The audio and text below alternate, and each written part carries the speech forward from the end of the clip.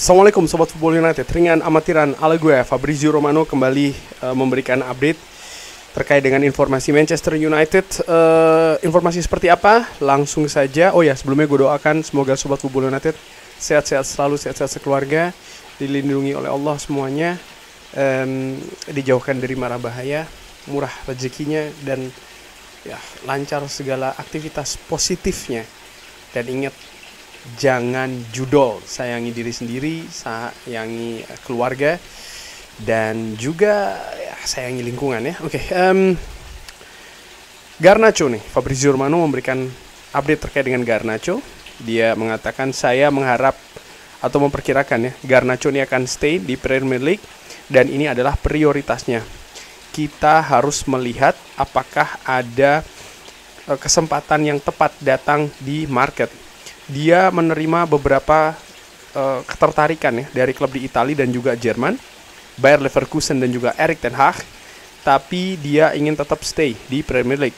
Dia ini teryakinkan kalau dia ini mampu untuk tetap bertahan dan juga berkompetisi di Premier League.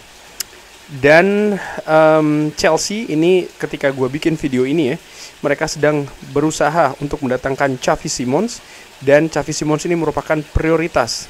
Tapi ditambahkan juga ya, mereka terus memonitor situasi dari Garnacho. Dan Garnacho sendiri ini merupakan, atau Chelsea memiliki ketertarikan ya terkait dengan Garnacho ini semenjak bulan Januari. Tidak ada hal yang terdepan saat ini, tapi merupakan satu pemain yang harus dilihat ya. Oke, gua ingin lihat dulu terkait dengan kabar dari Fabrizio Romano yang terbaru, paling tidak ketika gue bikin video ini ya Sobat Football United. Belum ada hal yang terdepan ini terkait dengan Xavi Simons dengan Chelsea. Jadi segala kemungkinan kurang lebih masih sama seperti apa yang dikatakan di informasi sebelumnya. Oke, lanjut lagi. Bryan Mbeumo ini tidak berlatih di Brentford. Ketika dia kembali, dia ini tetap pemain profesional ya, dan melakukan apa yang diminta di gym, jadi lebih latihan fisik, dan dia tidak ambil bagian di latihan di lapangan ya bersama dengan Brentford, karena pada saat itu situasinya sedang dalam negosiasi yang intens antara Brentford dan juga Manchester United. Oke, sumber sangat percaya bahwa Chelsea, ini dari Matt Lauditi, Chelsea bisa mendatangkan Xavi Simons. Tapi mereka ini juga terus memelihara ya ketertarikan terhadap Garnacho dan juga Morgan Rogers. Oke, kembali lagi ke informasi awal terkait dengan situasi Garnacho. Gua melihat sih bagaimana keadaan antara Garnacho dan juga Chelsea ini, apakah akan berhasil atau seperti apa. Ini akan sangat menentukan pergerakan Manchester United selanjutnya di bursa transfer musim panas ini ya, karena Garnacho ini akan bisa memberikan fresh money, dana segar, dihitung profit 100%. Artinya apa? Bisa menambah daya operasi termasuk juga daya beli. Jadi operasional ini bukan hanya beli saja ya, artinya melakukan pergerakan di bursa transfer, tidak, tapi juga hal-hal lainnya terkait dengan operasional klub. Tentu saja termasuk di sana amunisi untuk bergerak di bursa transfer di market. Dan menurut gue ini bisa menjadi penambahan yang cukup signifikan kalau Garnacho bisa lepas, terutama dengan harga yang tinggi.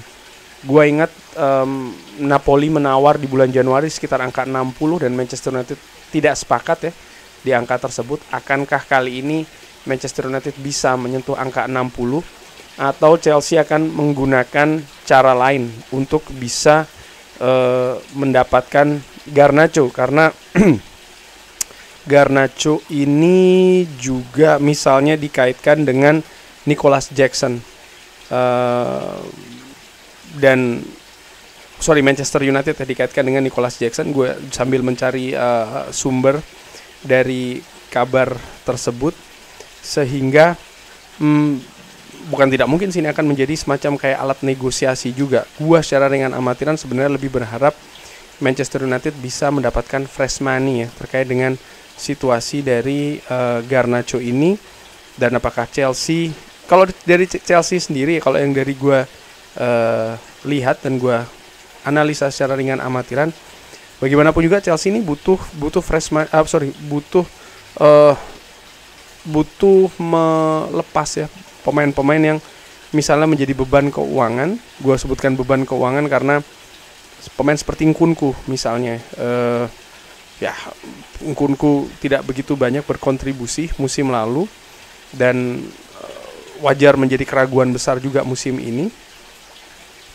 Tapi apakah ini akan dijadikan semacam kayak alat negosiasi oleh Chelsea, dan apakah Manchester United juga menyambut hal tersebut? Menarik untuk dinantikan, termasuk juga Nicholas Jackson ya, karena Nicholas Jackson ini selalu dikaitkan dengan Manchester United, dan salah satu pemain yang memang disebutkan dari beberapa sumber juga diapresiasi oleh Manchester United. Yes, dari sisi fans tentu saja ada semacam kayak pendapat yang berbeda-beda, katakanlah seperti itu. Tapi tim manajemen Manchester United dan juga tim teknis Manchester United tentu saja mereka lebih memiliki semacam kayak pertimbangan dan juga analisa sendiri. Ditambahkan oleh Laurie Whitwell dari The Athletic ya, bahwa situasi Garnacho ke Chelsea ini termasuk tambahan untuk negosiasi pemain-pemain Chelsea yang ingin dikeluarkan, seperti Nicholas Jackson ini terus termasuk ya di dalam pembicaraan, dan juga Christopher Nkunku. Jadi memang dua nama ini termasuk pemain yang akan dilepas oleh Chelsea. Ini kabarnya demikian, dan ini bisa jadi juga akan ada sangkut pautnya dengan Garnacho. Dilanjutkan oleh Laurie Whitwell. Dia memperkirakan ya, atau informasi yang didapatkan, tidak akan ada saat ini pergerakan yang cepat dari Anthony, Garnacho, Sancho, dan juga Tyrell Malacia. Diskusi masih terus berlangsung nih untuk pemain-pemain tersebut.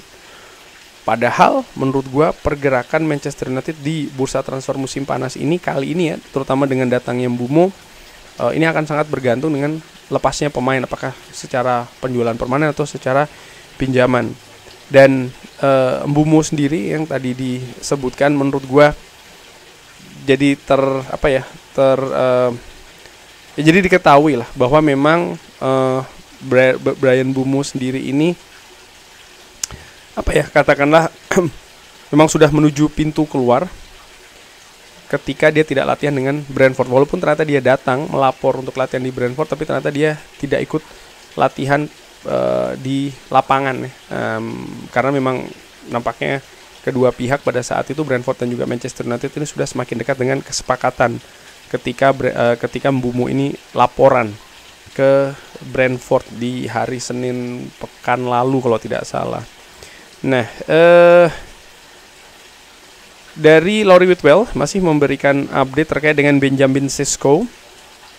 Jadi ada Nkunku tadi, penyerang yang dikaitkan dengan Manchester United, lalu juga Nicholas Jackson, dua pemain Chelsea yang dengan ketertarikan Chelsea kepada Garnacho ini juga merupakan sebuah kemungkinan. Tapi gue berharap sekali lagi, gue tidak ingin ngejudge dulu ya, artinya memberi penilaian bahwa oke, Nkunku begini, Nicholas Jackson begitu. Tentu saja gue punya penilaian terhadap mereka. Misalnya seperti kayak Nkunku, gue sebenarnya melihat Nkunku ini sebagai pemain yang memiliki dia memiliki potensi, dia memiliki kemampuan teknis yang bagus, dia memiliki intensitas yang bagus. Cuman adaptasi dia di Premier League ini terkendala dengan cedera, ya kan. Fakta bahwa Nkunku ini cukup lama di Red Bull Group, sempat ada periode ya kan dia memperkuat Red Bull Leipzig kalau tidak salah, Christopher Vivell. Nah, ini kan juga pernah di sana. Penting juga ketika menganalisa pemain itu juga menggunakan data dan juga informasi, apalagi di dunia olahraga saat ini. Menurut gue ada beberapa pendapat apakah data itu penting atau tidak. Menurut gue kombinasi di antara keduanya ini tidak bisa dipisahkan. Science ya, ilmu pengetahuan ini sudah sampai kemana-mana, teknologi pun juga demikian, dan data ini merupakan sumbernya. Dan terkait dengan Kunku dan juga Christopher Fifel yang keduanya pernah sama-sama lah ya bersinggungan di Red Bull Group, ini merupakan keadaan yang menarik menurut gue. Karena data itu tidak bisa hanya dilihat dari cuplikan pertandingan ya, apalagi cuma cuplikan-cuplikan YouTube saja. Menurut gue tidak demikian. Nah, Nicholas Jackson sendiri sempat diberitakan kan memang Chelsea ini memasang harga tidak murah. Apakah ini semacam kayak kuda-kuda ataupun persiapan Chelsea untuk bernegosiasi dengan Manchester United terkait dengan Garnacho? Bisa jadi juga demikian. Chelsea tentu saja berharap kalau bisa dia tidak mengeluarkan uang sama sekali ya kalau dia bisa mendatang atau mereka bisa mendatangkan Garnacho. Walaupun keadaannya saat ini Garnacho bukan menjadi prioritas. Tadi disebutkan Xavi Simons yang lebih diprioritaskan. Nah, Benjamin Sesko, apakah ini menjadi prioritas dari Manchester United? Disebutkan oleh Laurie Whitwell bahwa Benjamin Sesko ini menjadi salah satu pemain yang memang diminati oleh Manchester United dan sudah diamati ya untuk waktu yang cukup panjang. Dia ini sudah diamati selama bertahun-tahun. Tapi Laurie Whitwell, jurnalis yang sangat kredibel dari The Athletic, menambahkan ya, dari yang dia ketahui bahwa uang ya ataupun dana dari kesepakatan tersebut dan dan juga dia ini tidak begitu tidak begitu bertaring di Bundesliga. Dan kombinasi di antara keduanya ini membuat diperkirakan ataupun memang keadaannya saat ini ya, dia tidak cukup aktif ini dikejar oleh Manchester United. Gue ingin melihat Benjamin Sesko musim lalu dia mencetak 13 gol di Red Bull Leipzig. Musim sebelumnya dia mencetak 14 gol. Menurut gue sih dia masih cukup oke ini, walaupun ada pendapat yang berbeda dari Laurie Whitwell. Cukup menarik. Nama Benjamin Sesko juga cukup populer menurut gue di kalangan fans Manchester United saat ini. Tapi apakah ini menjadi pemain yang akan dikejar oleh Manchester United? Kalau yang dari gue ikuti berita beberapa waktu belakangan ini, termasuk juga kemarin ya, ada video gue bikin juga dari informasi bahwa Manchester United, Ruben Amorim ini lebih memprioritaskan pemain yang punya pengalaman di Premier League, di mana Benjamin Sesko tidak demikian. Benjamin Sesko tapi di sisi lain ini sudah diamati cukup lama oleh Manchester United. Ada Christopher Fifel juga di kubu Manchester United saat ini yang sangat akrab ya dengan Red Bull Group, sama seperti Nkunku. Tentu saja gue berasumsi bahwa Christopher Fifel pun juga memiliki data ataupun paling tidak akses ya data untuk Benjamin Sesko dan juga informasi-informasi lainnya. Tapi fakta bahwa Sesko adalah pemain muda. Dia masih umur berapa? 23 tahun, 22 tahun ya. And dia memiliki harga yang tinggi, ada risiko di sana, sehingga ini yang harus diperhitungkan matang-matang oleh Manchester United. Menurut gua secara ringan amatiran, siapapun yang dikejar oleh Manchester United, yang ditarget Manchester United di musim panas kali ini untuk posisi striker, besar kemungkinan akan dua hal. Nomor satu, yaitu Manchester United akan memiliki waktu yang tidak panjang nih, karena Manchester United saat ini sedang dalam konsentrasi lebih untuk melepas pemain ya kan. Dan ini mungkin bisa akan memakan periode waktu begitu. Sementara periode bursa transfer ini kan terbatas, ada deadline-nya. Jadi menurut gua Manchester United tidak memiliki waktu yang panjang, mungkin 2 pekan atau bahkan mungkin 1 pekan itu bisa saja terjadi. Lalu nomor 2, Manchester United menurut gua ya tidak bisa melakukan kesalahan. Maksud gue begini, siapapun yang didatangkan harus memberikan impact yang lebih baik daripada musim-musim sebelumnya. Kalau memang Manchester United akan mendatangkan pemain tersebut.